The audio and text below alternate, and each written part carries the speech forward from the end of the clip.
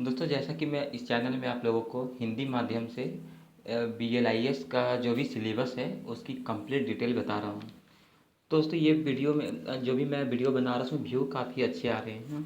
मतलब आप लोग शेयर तो कर रहे हैं दोस्तों, लेकिन सब्सक्राइब नहीं कर रहे हैं और लाइक नहीं कर रहे हैं। तो मैं आप लोगों से रिक्वेस्ट करना चाहता हूँ कि आप इस वीडियो को अधिक से अधिक लोगों तक शेयर करें और चैनल को आप सब्सक्राइब भी कर लें, जिससे बेनिफिट आपको ये होगा कि मैं जो भी वीडियो अपलोड करूँगा उसकी नोटिफिकेशन आप लोगों तक मिलती रहेगी। तो दोस्तों, आज हम लोग जो टॉपिक स्टार्ट करने जा रहे हैं वो सबसे इम्पॉर्टेंट टॉपिक है। आप देख सकते हैं स्क्रीन में आपको दिखाई दे रही है कॉपीराइट। तो सर दोस्तों, कॉपीराइट इतना इम्पॉर्टेंट टॉपिक है कि इस बार जो आप लोग असाइनमेंट बनाए होंगे उसमें भी कॉपीराइट पर टॉपिक पे क्वेश्चन थी, और अगर आप प्रीवियस पेपर क्वेश्चन देखते हैं तो उसमें भी आपको कॉपीराइट क्वेश्चन कई बार रिपीट किए गए हैं। तो इसे मैं ये जो टॉपिक है इसे मैं डिटेल में एक्सप्लेन कर देता हूँ, आप इसका नोट्स भी बना सकते हैं। और दोस्तों, जो मैं एक्सप्लेन कर रहा हूँ, अगर आपको ये रिटेन में हैंड राइटिंग नोट्स चाहिए तो आप मुझे कमेंट करके बताएंगे, ताकि मैं आपसे मेल आईडी मांगूंगा और उसमें आपको मेल भी कर दूंगा। ठीक है, तो ज़्यादा समय को बर्बाद ना करते हुए हम लोग ये टॉपिक स्टार्ट करते हैं। सबसे पहले हम लोग जान लेते हैं कि कॉपीराइट होता क्या है, फिर इसमें इंडियन कॉपीराइट एक्ट भी पढ़ेंगे, इसके क्या क्या नियम होते हैं, ये सब सारा चीज़ आज डिटेल में हम लोग जानकारी लेंगे। सबसे पहले हम लोग कॉपीराइट को हिंदी में क्या बोलते हैं ये देख लेते हैं। हम लोग कॉपीराइट को हिंदी में प्रतिलिपि या अधिकार कहते हैं। देखिए, हिंदी में एक काफ़ी कठिन वर्ड लग सकता है, बिल्कुल लगता ही होगा, लेकिन क्या करना है हम लोगों को, इसमें कॉपीराइट वर्ड ही यूज़ करेंगे तो ज़्यादा बेहतर होगी। ऐसा इसलिए क्योंकि हम लोग कॉपीराइट थोड़ा सरल नाम होती है, और जो एग्जामिनर होते हैं उन्हें भी पता होती है कि कॉपीराइट कॉपीराइट ज़्यादातर कॉपीराइट वर्ड ही यूज होता है। तो देखिए, कॉपीराइट एक ऐसा निषेधात्मक कानून है जो किसी रचनाकार, आविष्कारक की रचना उसकी अनुमति के बिना चोरी छुपे पुनरुत्पादन कर दूसरी विधा में रूपांतरित कर बेचने से रोकता है। जी हाँ दोस्तों, जैसा कि हम सबको पता है कि कॉपीराइट क्या होता है, एग्जैक्ट इसकी मीनिंग जो है सब हमें सभी लोग इसके बारे में जानते हैं, लेकिन इसमें हमें एग्जाम पॉइंट ऑफ व्यू से तैयार करना है या फिर इसकी डिटेल जानकारी हम लोग को लेनी है, जिसके कारण हम लोग ये टॉपिक पढ़ रहे हैं। अब दोस्तों, आप लोग यूट्यूब में बहुत सारे आप लोग यूट्यूब चलाते ही हैं, आप लोग तो जानते होंगे कि कॉपीराइट क्या होता है। मान लीजिए कि किसी की वीडियो को मैं चुरा कर उसे अपने अगर ये चैनल में लगा देता हूँ, तो उससे क्या होगी, वो कॉपीराइट क्लेम करते हैं। ठीक है, तो इसे ही कॉपीराइट कहते हैं। और कॉपीराइट सिर्फ वीडियो में नहीं होती है, जितनी भी आर्टिकल लिखी होती है, कहानी लिखे होते हैं, पुस्तकें लिखी जाती है, ब्लॉग होती हैं, वेबसाइट होती हैं, साइंटिस्ट को रिसर्च करते हैं वो थ्योरी होती है, सभी में कॉपीराइट होती है। ठीक है, देखिए यहाँ पे सारा एग्जाम्पल भी दिया हुआ है। जितना भी धारावाहिक के रूप में प्रकाशन, नाट्य रूपांतर और फिल्मांकन, अनुवाद करने, संक्षेपण, नाटक व संगीत, कंप्यूटर प्रोग्राम की प्रतिलिपि आदि के अधिकार होते हैं।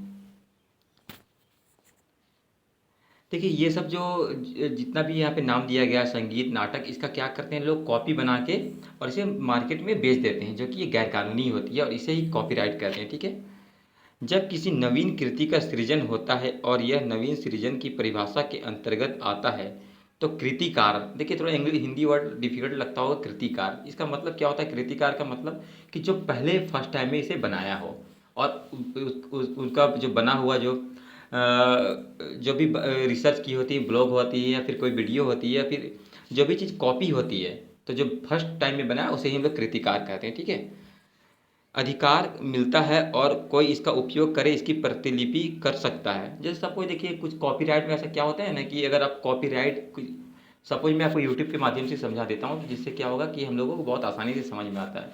मान लीजिए कोई वीडियो है, वो वीडियो को अगर कोई चोरी करके कॉपीराइट अगर अपने चैनल में लगा देता है तो वो कॉपीराइट हो जाती है। तो उसका जो भी प्रॉफिट होती है वो उन्हें ही मिलती है जिसकी वाकई में वो वीडियो होती है। कृतिकार अपने अधिकार को बेच सकता है अथवा किसी के लिए कार्य कर सकता है। देखिए दोस्तों, कुछ लोग क्या होता है कि जो प्रोडक्ट तैयार करते हैं, शायद मान लीजिए कोई वीडियो या ब्लॉग बनाते हैं और उसे क्या कर सकते हैं, उसे वो बेच सकते हैं। ठीक है, वो किसी को अगर परमिशन दे सकते हैं चाहे तो वो यूज कर सकता है। अब देखिए, कॉपीराइट एक्ट का दुष्प्रभाव क्या होता है, साइड इफेक्ट, प्रादुर्भाव जिसे भी भारो कहते हैं।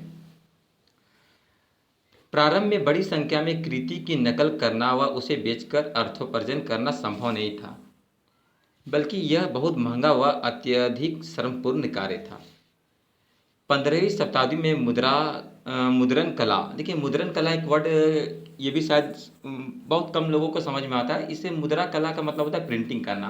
प्रिंट को ही मुद्रण हिंदी में कहते हैं, ठीक है। तो यहाँ पे भी आप प्रिंट शब्द का यूज कर सकते हैं, इससे कोई समस्या नहीं होगी।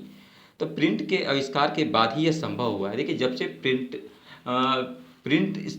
का आविष्कार हुआ है तभी से ये कॉपीराइट वर्ड आना स्टार्ट हो गई है, वहाँ से कॉपीराइट होना स्टार्ट हो गए हैं, ठीक है।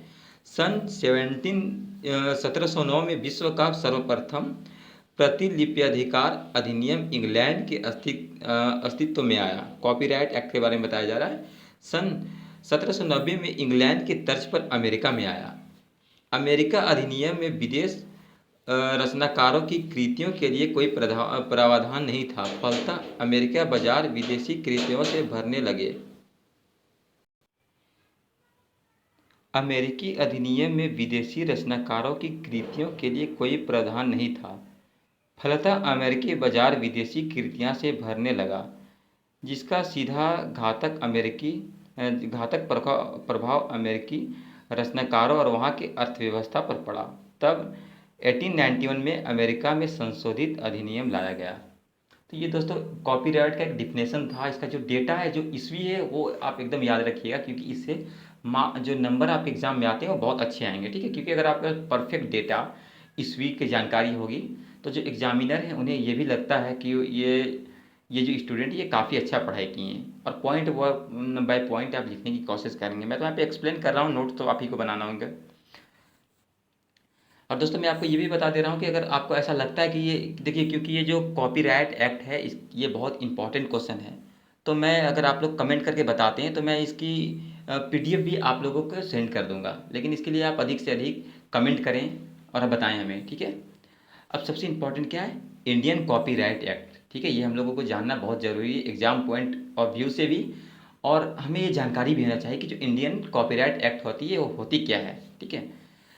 ईस्ट इंडिया कंपनी ने 15 दिसंबर सन 1847 में कॉपीराइट एक्ट अधिनियम पास किया। देखिए मैं इंग्लिश और हिंदी वर्ड यहाँ पे यूज नहीं कर रहा हूँ, क्योंकि ये थोड़ा सा अजीब लगता है, ऐसा लगता है कि ये बहुत डिफिकल्ट है, जो कि ऐसा होता नहीं है। तो इसे हम लोग इंडियन कॉपीराइट एक्ट के नाम से ही जानते हैं, ठीक है।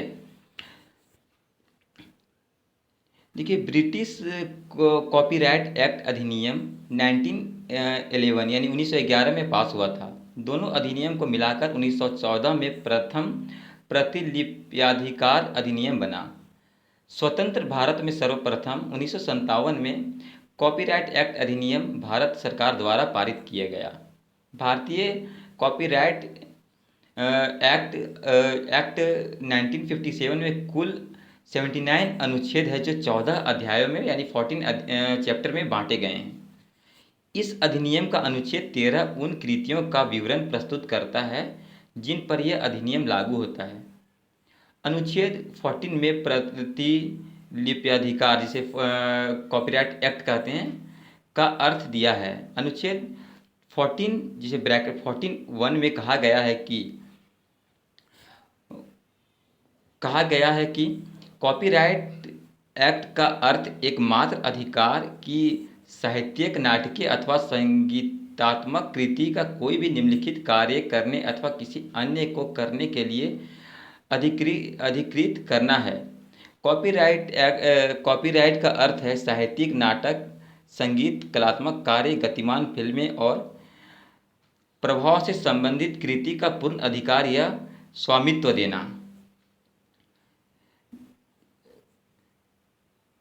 कॉपीराइट का अर्थ यह भी है स्वामित्व और कानूनी अधिकार जो मौलिक कार्यों जैसे पुस्तक, नाटक, चित्र, तस्वीर, संगीत आदि का प्रकाशन में सभी संभव तरीके को नियंत्रित करना। दोस्तों ये सब जो मैं डिफिनेशन बता रहा हूँ, इसका एग्जैक्ट एक अगर संक्षेप में कहा जाए तो कॉपीराइट राइट का मतलब क्या होता है कि अगर आप कुछ भी अपने अपने कुछ भी तैयार किया, मान लीजिए कोई पेंटिंग बनाया, ब्लॉग, वेबसाइट, बुक्स लिखा, अगर वो आपके परमिशन के बिना मार्केट में आ रही है तो वो जो ये गैरकानूनी होती है, और इसे ही कॉपीराइट कहते हैं। तो ये इसका एग्जैक्ट मीनिंग हुआ, ठीक है। अब ये देखिए विभिन्न जगह कॉपीराइट का जो डिफिनेशन दिया गया है, तो वो मैं आपको स्क्रीन में दिखा देता हूँ। मैं आपको ये एक्सप्लेन करके नहीं बता रहा हूँ, इसलिए नहीं बता रहा हूँ क्योंकि इतना इंपॉर्टेंट नहीं है, लेकिन हाँ आप जो नोट्स बनाएंगे उसमें ये सब आप लिख लेंगे, ठीक है। मैं स्क्रीन को यहाँ पे आपको एक एक करके यहाँ पे दिखा दे रहा हूँ, जिससे आप नोट करते जाएं। अब यहाँ से देखिए इंपॉर्टेंट होता है। सबसे पहले देखिए, कॉपीराइट ऐसा पूर्ण अधिकार है जिसमें अधिनियमांतर्गत निहित प्रावधानानुसार किसी कृतियों से संबंधित निम्न कार्यों में से कोई कार्य करना या कार्य के अधिकार देना जिसे कृति का पूर्ण अथवा आंशिक उपयोग होता हो। अब देखिए इसमें कुछ पॉइंट दिया हुआ है, और साहित्य, संगीत, कला आदि से संबंधित। देखिए किसी भी स्वरूप, जिसमें नंबर 1 पॉइंट देख लेते हैं, किसी भी स्वरूप में कृति का पूर्ण उत्पादन करना।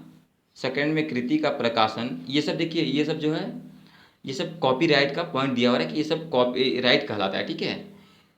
कृति को सार्वजनिक करना। कृति वर्ड ये शायद मेरे ख्याल से डिफिकल्ट लगता होगा, तो मैं आपको ये बता देता हूँ। कृति का मतलब क्या होता है कि मान लीजिए सबसे पहले अगर आप कोई वीडियो बनाए हैं, ठीक है, तो ये कृति इसी के बारे में कहा जा रहा है। और उसका कॉपीराइट जो ये इतने सारे तरीके से ये कॉपीराइट कहलाते हैं। देखिए, जो कृति का अनुवाद करना, कृति से संबंधित कोई फिल्म या रिकॉर्ड बनाना। जैसे मान लीजिए कि आपने कोई कहानी लिखा, जैसे एग्जांपल मैं दे देता हूँ, मुझे भी याद आ गया। अगर कुछ कहानी लिखा और कोई क्या करते हैं कि उस कहानी का फिल्म बना देते हैं, तो ये भी एक कॉपीराइट ही हुआ। भले वो रिटेन आपका कहानी रिटेन है, लेकिन अगर वो स्क्रीन में उसे दिखा देते हैं तो अभी ये कॉपीराइट एक्ट में ही आती है, ठीक है। कृति का प्रसारण करना। जैसे मान लीजिए कि आपके पास कोई स्टोरी लिखा हुआ है और इसका अगर प्रसारण, इसे कहीं सुना दिया जाता है या कहीं कोई रेडियो में अगर कोई स्टोरी को सुना देते हैं, तो बहुत सारे आप देखेंगे, आप इंटरनेट में चेक कर सकते हैं कि इसमें बहुत सारे फिल्मों में भी इस तरह हुआ है कि किसी की लिखी हुई मूवी को चुरा के वो लॉन्च कर चुके हैं। तो ये सब ये सब असुविधा से बचने के लिए बहुत सारे राइटर एसोसिएशन भी हैं। वहाँ से आपको, जब भी आप किसी मूवी को लिख के उनके पास जाते हैं, तो सबसे पहले वो देखते हैं कि आपका मूवी में कोई किसी तरह का कॉपीराइट तो नहीं है, इसलिए आपको उसके लिए रजिस्ट्रेशन करवाना पड़ता है। तो ये सब खैर दूसरी बात है। यहाँ पे मैं आपको कॉपीराइट के बारे में बता रहा हूँ। कृति का कोई अनुकूलन करना, 8 नंबर में हम देख लेते हैं। कृति का अनुवाद या अनुकूलन कर पद 1 व 6 में दिए गए कार्य करना।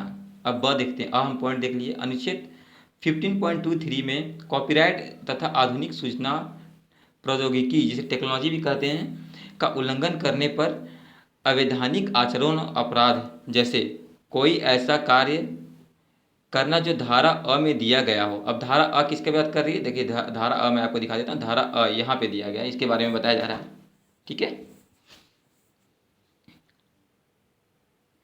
कंप्यूटर प्रोग्राम को बेचना, किराए पर देना। देखिए कंप्यूटर, मान लीजिए अगर आप कोई ऐप बनाते हैं, और ऐप का आजकल देखते हैं कि कॉपी करके, कॉन्सेप्ट बिल्कुल आपका होता है लेकिन इसे कॉपी करके दूसरा ऐप तैयार कर दिया जाता है, ये भी एक कॉपीराइट ही है। कॉपीराइट किसी मौखिक विचार अथवा अवधारणा की रक्षा नहीं करता जब तक उसका कोई रिकॉर्ड या लिखा हुआ ना हो। देखिए किसी भी चीज़ का परमिशन, जैसे मान लीजिए आप कोई ऐप बनाए हैं या कोई बुक लिखे हैं, तो आप उसका परमिशन अगर आप किसी को दे देंगे, ठीक है, आप ये बुक को मार्केट में ला सकते हैं, तो दोस्तों मैं बता देता हूँ, इसका कोई भी मौखिक वैल्यू नहीं होता है जब तक कि इसका कोई रिकॉर्ड ना रखा हो या फिर ये लिखित में ना हो। ये रूल होता है कॉपीराइट का, ठीक है। अपने आपकी जो लिखी कृति है उसे परमिशन देने की, ठीक है। देखिए कॉपीराइट उस तरीके की रक्षा करता है जिसमें एक लेखक या कृति का स्वामी अपने विचार अथवा अवधारणा को व्यक्त करता है।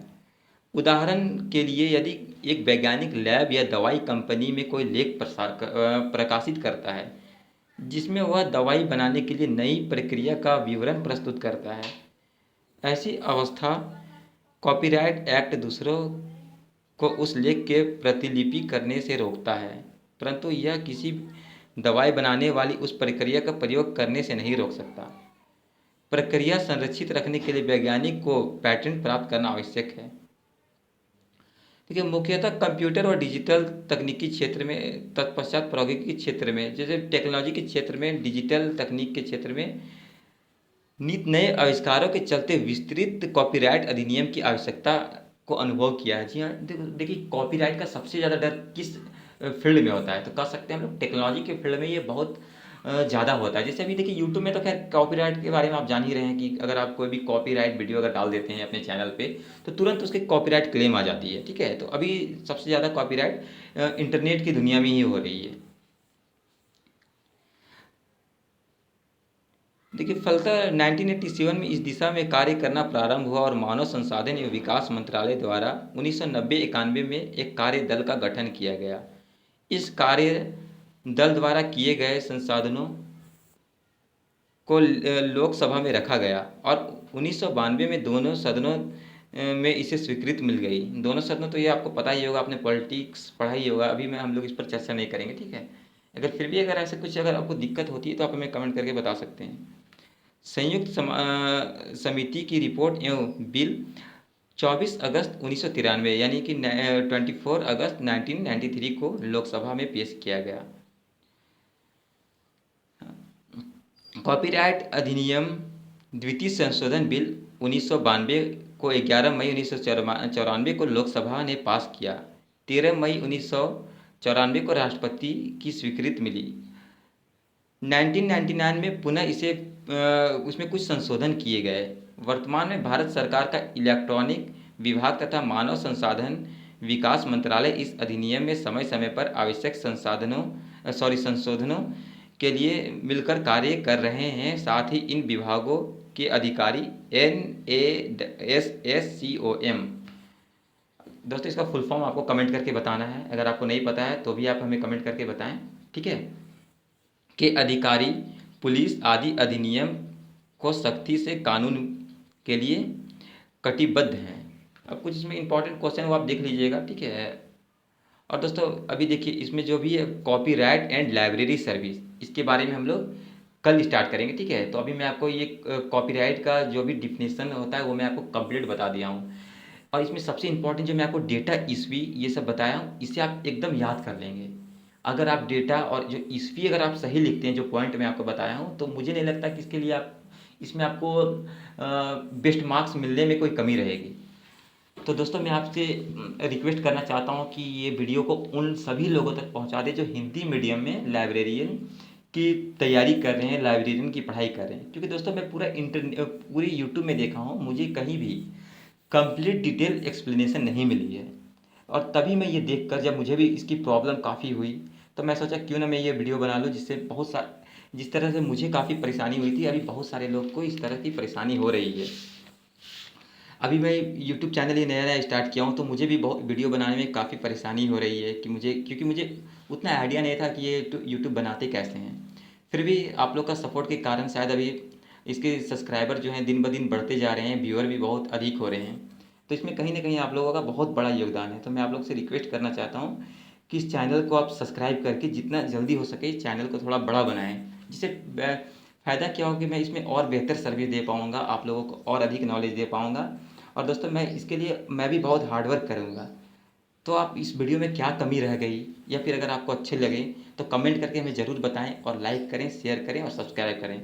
अगर किसी भी तरह की डाउट होती है, अगर कोई टॉपिक आप और भी जानना चाहते हैं तो आपसे मैं रिक्वेस्ट करता हूँ आप हमें कमेंट करके बताएं। और अगर आपको इस जो टॉपिक, ये इंपॉर्टेंट टॉपिक है, ठीक है, इस टॉपिक का अगर आपको हैंड राइटिंग नोट्स चाहिए तो आप हमें कमेंट करके बताएंगे। मैं वहाँ पे आपको हर एक कमेंट का रिप्लाई दूंगा और मैं आपको बता दूंगा कि किस तरह से आपको ये PDF मिल जाएगी, ठीक है। तो वीडियो देखने के लिए धन्यवाद दोस्तों।